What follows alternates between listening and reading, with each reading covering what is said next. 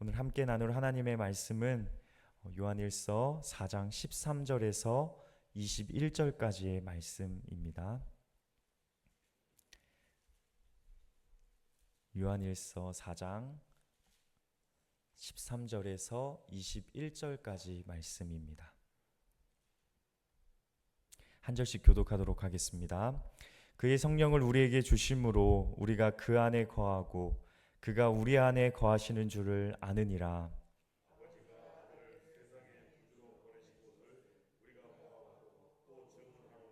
누구든지 예수를 하나님의 아들이라 시인하면 하나님이 그의 안에 거하시고 그도 하나님 안에 거하느니라.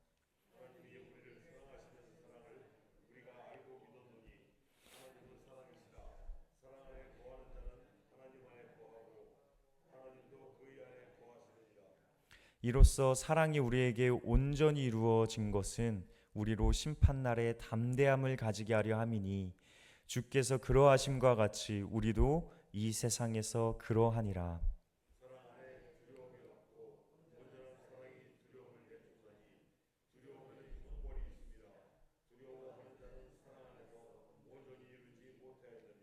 우리가 사랑함은 그가 먼저 우리를 사랑하셨음이라.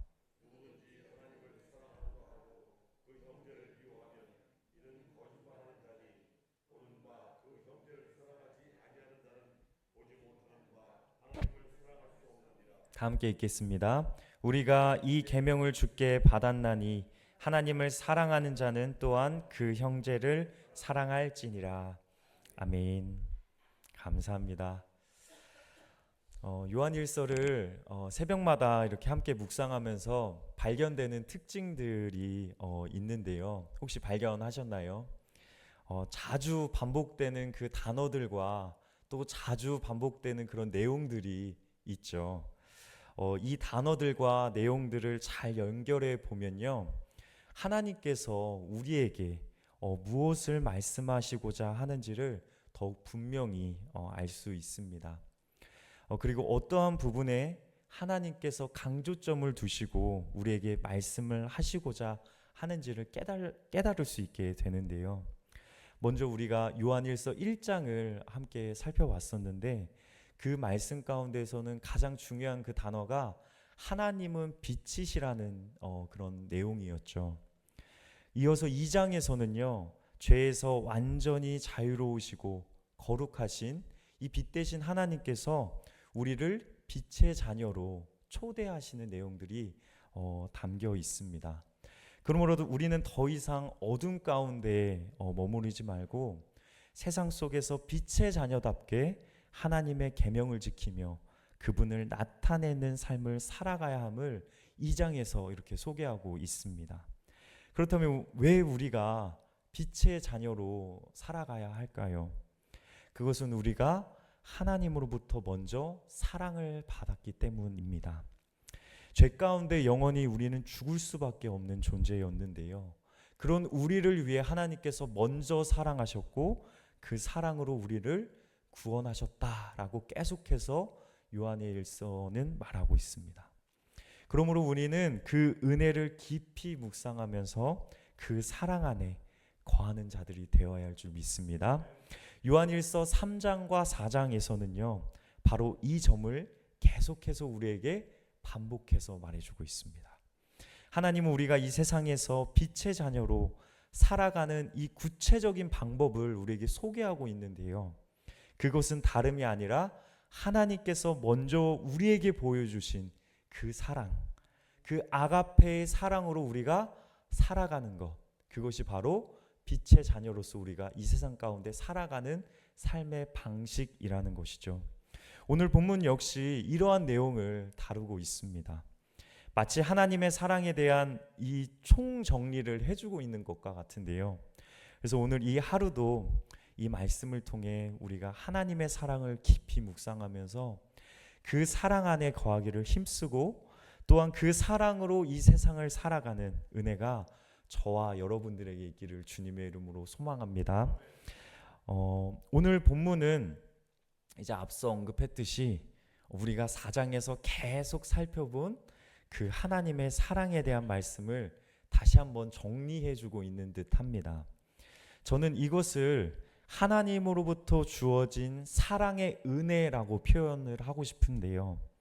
하나님께서 우리에게 나타내신 이 사랑의 은혜는요, 14절에서 말하고 있는 것처럼 아버지께서 아들을 세상에 구주로 보내주신 이 사건에서 시작됩니다. 하나님께서 먼저 우리에게 다가오셔서 독생자 예수 그리스도를 이 땅 가운데 보내주셨다는 그 사실, 그 사랑의 메시지가 바로 하나님의 사랑의 시작이죠. 그 후로 어떻게 되었습니까? 예수 그리스도께서는 십자가와 부활로 우리 인류에게 이제 구원의 길을 여셨죠. 그리고 승천하시면서 우리를 홀로 남겨두시지 않으셨습니다. 그리고 오히려 본인이 떠나는 것이 우리에게 더 좋은 이름을 말씀해 주시는데요. 그 이유는 예수님을 믿는 자들의 마음 가운데 모두 각자 그 마음과 심령 가운데 성령 하나님을 보내주셨기 때문이죠. 그 사랑이 우리 안에서 살아 지금도 역사하고 계시지 않습니까? 결국 성령님 안에서 우리는 예수 그리스도의 진리를 깨닫게 되고 그 예수 그리스도를 통해서 하나님께 영광과 예배를 돌리게 되는 것이죠. 다시 말해 하나님의 사랑은 아버지로부터 아들을 통해 그리고 성령님을 통해 우리의 삶 속에서 실제로 경험되고 그 사랑의 은혜가 이제 우리의 고백과 예배로 이어지게 된다는 것입니다. 이것이 바로 사랑의 은혜인 줄 믿습니다. 하나님께서 이 땅 가운데 예수 그리스도를 보내주셨습니다. 그리고 그 예수 그리스도께서 우리 가운데 믿음으로 반응하는 우리 가운데 성령 하나님을 보내주셨습니다. 그 성령 안에서 우리는 예수님이 그리스도 되심을 발견하게 됩니다. 그리고 그 안에서 우리는 예수님의 이름을 통해 하나님께 영광을 올려드릴 수 있게 된다는 것이죠. 요한복음 4장 23절과 24절에서도 바로 이 사랑의 은혜를 잘 설명하고 있습니다.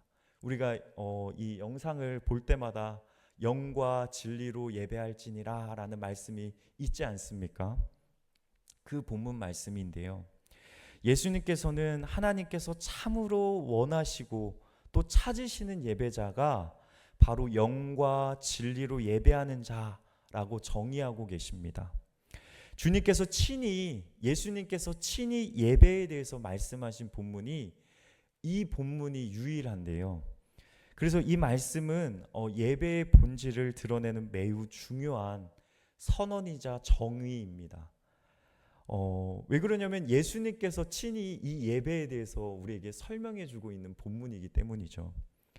여기서 말하는 영은요, 성령님을 가리킵니다. 그리고 헬라어 원문을 보면 단순히 성령님을 가리키는 것뿐만 아니라 성령 안에서라는 뜻을 가지고 있는데요. 즉 우리가 성령님 안에 거할 때에만 진리 대신 예수님을 발견하고 그분을 그리스도이자 우리의 삶의 구주로 고백할 수 있게 된다는 것입니다. 만약 우리가 성령님 안에 있지 않으면 예수님을 구주로 고백할 수도 그분께 합당한 예배를 드릴 수도 없습니다.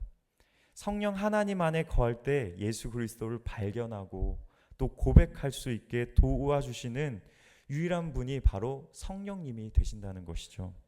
그러므로 예배란 단순한 종교적 행위가 아니라 성령님 안에서 예수 그리스도를 발견하고 그분을 우리의 삶의 그리스도로 고백하는 삶의 응답입니다. 하나님께서 찾으시고 원하시는 예배자는 바로 이러한 영적 예배를 고백하는 자들입니다. 그리고 이것이 곧 사랑의 은혜 안에서 드려지는 참된 예배의 모습입니다. 그리고 이 참된 예배의 모습 가운데서는요, 이 하나님의 사랑의 은혜가 가득 깃들어 있습니다. 이는 단순히 과거에 한 번 딱 주어진 사건이나 일시적인 체험으로 끝나지 않고요. 지금도 성령님 안에서 우리가 예수님을 그리스도로 고백하고 또 그 고백을 통해 하나님께 영광을 올려드리는 그 계속된 삶의 고백이 우리 삶 가운데 계속 나타나야 합니다. 그러므로 우리는 이 은혜의 역사가 오늘 우리의 삶 가운데 더욱 깊이 그리고 날마다 경험되어지기를 소망합니다. 하나님의 사랑의 은혜를 경험한 사람들에게는요, 분명한 삶의 역사가 이제 나타나기 시작합니다. 먼저 그 사랑 안에 거할 때 우리는 하나님께서 우리 안에, 또 그리고 우리가 하나님 안에 거하는 이 신비한 은혜를 이제 누리게 됩니다. 오늘 본문 16절은요, 그 내용을 얘기해 주고 있습니다. 하나님은 사랑이시라. 사랑 안에 거하는 자는 하나님 안에 거하고 하나님도 그의 안에 거하시느니라 라고 말씀하고 있습니다. 즉 하나님의 사랑의 은혜를 경험한 자는 단순히 하나님의 사랑을 지식적으로 아는 것에 그치지 않고 실제로 그 사랑 속에서 하나님과 늘 교제하면서 하나님과 동행하는 삶을 살아가게 된다는 것이죠. 그 증거로 이 사랑 안에 거하는 삶은 우리에게 담대함을 줍니다. 오늘 말씀에서 이 담대함에 대해서 우리에게 소개하고 있는데요. 원어로 이 담대함은요, 단순히 용기라는 이 의미를 넘어서 거리낌 없이 말할 수 있는 자유, 또 확신에 찬 태도를 가리킵니다. 예수님께서 이 세상에 사셨던 삶이 바로 그러하시지 않으셨습니까? 이 담대함을 가지고 예수님께서 사셨는데요. 바리새인과 이제 사두개인과 같은 자들이 율법주의적인 그런 지적을 얼마나 많이 가했습니까? 그리고 더 나아가서 예수님을 죽이려고까지 했죠. 근데 이런 여러 시도 가운데서도 언제나 예수님께서는 하나님의 뜻을 따라 진리 가운데 담대히 그 뜻을 선포하셨습니다. 그 담대한 가운데 선포하셨다는 거죠. 심지어 그 고난의 최고봉이라고 알려진 그 십자가의 고통 가운데서도 그 길조차서도 두려워하지 않으시고 사랑으로 담대히 감당하셨습니다. 이것이 바로 오늘 본문에서 말씀하고 있는 담대함입니다. 우리도 그 사랑의 은혜를 경험하면, 우리가 그래서 하나님 안에 살아가게 된다면 예수님처럼 세상 가운데서 확신 있게 그리스도인으로 살아갈 힘과 능력을 얻게 된다는 것이죠. 이 담대함은 우리의 의지나 결심에서 나오는 것이 아니라요, 우리를 붙들고 계시고 우리 안에 계시는 성령님께서 그 하나님의 사랑에서 비롯되는 그 담대함인 줄 믿습니다. 그래서 17절에 이렇게 얘기하고 있지 않습니까? 이로써 사랑이 우리에게 온전히 이루어진 것은 우리로 심판날에 담대함을 가지게 하려 함이니, 즉 이 담대함은 세상의 앞에서만이 아니라 이제 우리가 마지막 저 심판의 앞에서도 두려워하지 않고 설 수 있는 그 담대함을 말씀해 주십니다. 그리고 이 담대함은요, 동시에 우리의 마음에 자리 잡고 있던 그 두려움을 점점 줄어들게 합니다. 본문 18절입니다. 사랑 안에 두려움이 없고 온전한 사랑이 두려움을 내쫓나니, 여기서 내쫓다라는 말은요, 원어로 봤을 때 단순히 밀어내는 정도가 아니라 강하게 밖으로 던져버리다라는 뜻을 갖고 있습니다. 즉 하나님의 사랑이 온전히 우리 안에 자리할 때 그 두려움은 그 자리를 유지할 수 없고 강제로 쫓겨나게 된다는 그 뜻을 말합니다. 그 두려움은 다가올 심판에 대한 두려움일 수도 있고요, 우리가 매일 마주하는 우리의 연약함, 또 우리가 계속해서 짓는 그런 반복적인 그런 죄악의 불안과 또 염려일 수도 있습니다. 그러나 하나님의 사랑이 우리 안에 뿌리 내릴 때, 우리가 하나님 안에, 하나님이 우리 안에 거할 때 그러한 두려움은, 그러한 정죄들은, 그러한 연약함과 우리의 죄악들은 점점 잦아들 수 있다는 것이죠. 이처럼 하나님의 사랑의 은혜를 경험한 자들은 하나님 안에 거하는 확신을 누리고 세상 가운데 담대함으로 살아갈 힘을 얻게 됩니다. 동시에 마음속 두려움이 쫓겨나듯 사라지는 주님 안에서 누리는 그 참 평안을 이제 우리 안에 경험하게 됩니다. 이것이 바로 오늘 본문이 우리에게 보여주는 놀라운 하나님의 역사인 줄 믿습니다. 그러므로 사랑하는 성도 여러분들, 하나님의 그 사랑의 은혜 가운데 날마다 이 사랑의 은혜를 묵상하며 살아가는 저와 여러분들이 되시기를 주님의 이름으로 간절히 소망합니다. 요즘 제가 하나님의 말씀을 나눌 때마다 계속해서 등장하는 단어와 주제가 이 하나님의 사랑이지 않습니까? 설교를 준비하면서 문득 이런 생각을 하게 되었습니다. 왜 하나님께서 우리에게 하여금 이 새벽마다 이 하나님의 사랑을 또 이 말씀을 나누게 하실까? 여러 가지 이유가 있겠지만 그 중심에는 분명한 하나님의 뜻이 있음을 믿게 됩니다. 그것은요, 우리가 먼저 이 하나님의 사랑을 온전히 잘 회복되기를 원하시기 때문인 줄 믿습니다. 우리가 처음 하나님의 사랑을 만났을 때, 또 경험했을 때, 그 사랑을 우리 안에 받아들였을 때, 그 은혜와 감격 속에서 그 신앙의 뜨거움이 있지 않았습니까? 마치 무엇인가를 계속하다 보면 자연스럽게 시간이 흘러 우리의 마음은 이제 무뎌지기 마련이죠. 하나님의 사랑도 마찬가지입니다. 우리가 늘 묵상하고 그 사랑 안에 우리가 날마다 거하지 않는다면, 그 날마다 하나님과의 교제 가운데 거하지 않는다면 이와 같이 되겠죠. 처음 만났을 때 그 뜨거움과 감격은 점점 이제 희미해질 수밖에 없는 것이 우리 연약한 인간의 몸 아닙니까? 그러나 오늘 이 시간 하나님께서 우리에게 다시금 그 사랑을 말씀하시고 들려주시는 이유는, 그리고 요한일서의 거의 대부분이 이 하나님의 사랑의 메시지로 가득 차 있는 것은 바로 그 첫사랑, 즉 하나님의 사랑을 우리 가운데 날마다 회복하라고 하시는 하나님의 뜻인 줄 믿습니다. 우리 인간의 특성을 너무 잘 아시기 때문에 이렇게 반복해서 말씀해 주시는 것이 아닐까 생각하게 됩니다. 그러므로 오늘 우리는 다시금 그 하나님 사랑 안에 거하기를 힘써야 합니다. 그 사랑이 우리 안에서 회복될 때 우리는 하나님 안에 거하는 확신을 누리고 담대함으로 하나님께서 정말 원하시는 그 예배자의 모습으로 세상을 살아갈 수 있게 됩니다. 두려움이 아니라요, 소망 가운데 하나님을 바라보며 살아갈 수 있게 된다는 것이죠. 오늘날 우리에게는 예수님께서 보여주신 이 담대함의 자세가 필요합니다. 이 담대함은 이 세상 가운데 살아갈 때 세상의 방식이 아니라 하나님의 말씀을 따라 살아갈 수 있게 하는 그 능력이 되는 줄 믿습니다. 그러므로 오늘날 우리 한국교회가 회복해야 할 것은 바로 이 담대함입니다.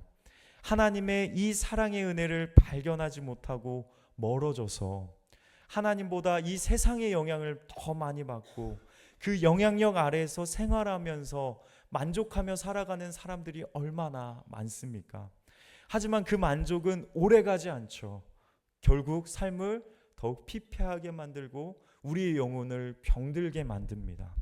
결국 하나님의 말씀을 듣고는 있지만 나의 생각과 세상의 가치관을 따라 삶을 선택하는 안타까운 모습들이 우리 한국 교회 안에 팽배하게 나타나고 있지 않습니까? 이러한 잘못된 길에 빠지지 않도록 우리의 삶 가운데 예수님께서 보여주신 이 담대함의 자세를 회복하고 이 담대함으로 이 세상 가운데 살아갈 수 있게 해달라고 우리는 날마다 깨어 기도해야 될 줄 믿습니다. 그러므로 사랑하는 우리 성도 여러분들, 이제 더 이상 세상의 길에 흔들리지 않기를 소망합니다. 그리고 세상의 사랑에 속지 말고 날마다 깨어 기도하며 또 하나님의 사랑 안에서 담대함을 회복하고 그 담대함으로 이 세상 가운데 하나님의 말씀을 살아내는 우리 모두가 되기를 주님의 이름으로 소망합니다. 그래서 이 새벽에 우리가 먼저 그 사랑을 대면하고 또 다시 회복하고 또 날마다 하나님의 사랑의 그 은혜 안에 살아가게 해달라고 간절히 주님을 바라보며 기도하며 나아가는 이 시간 되기를 소망합니다. 함께 기도하겠습니다.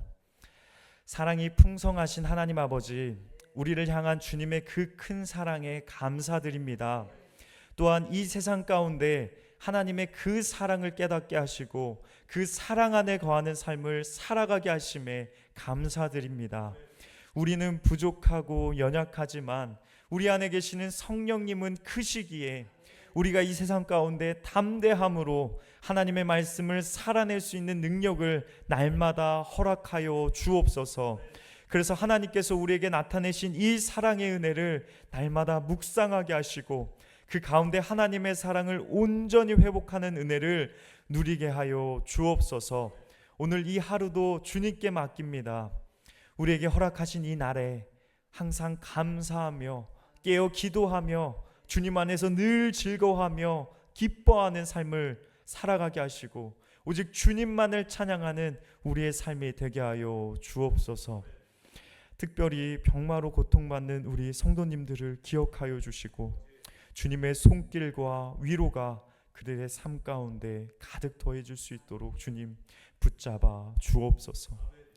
모든 영광과 찬양을 주님께 올려드리며 살아계신 예수 그리스도의 이름으로 기도드립니다. 아멘. 하늘에 계신 우리 아버지여, 이름이 거룩히 여김을 받으시오며 나라의 마옵시며 뜻이 하늘에서 이루어진 것 같이 땅에서도 이루어지리라. 오늘날 우리에게 일용할 양식을 주시옵고 우리가 우리에게 죄진 자를 사하여 준 것 같이 우리의 죄를 사하여 주옵시고 우리를 시험에 들지 말게 하옵시고 다만 악에서 구하옵소서.